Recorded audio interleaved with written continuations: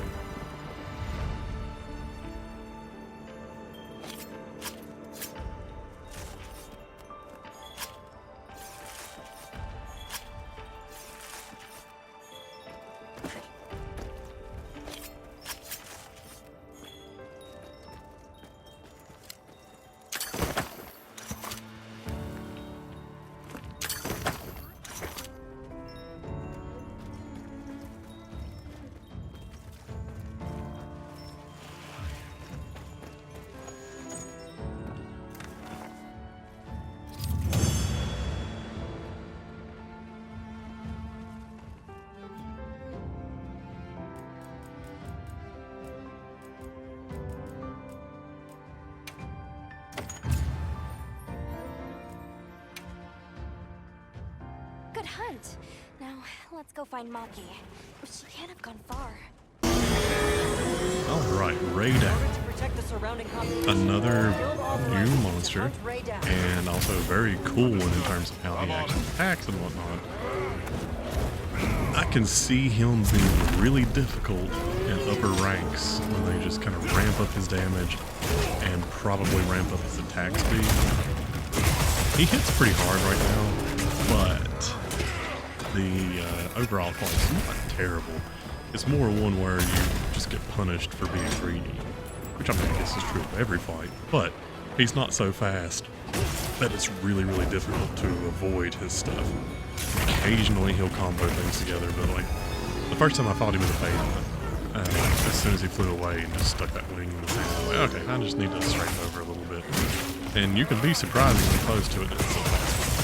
Which is interesting for Monster Hunter, because normally if you're within sight of an attack, you're going to get hit.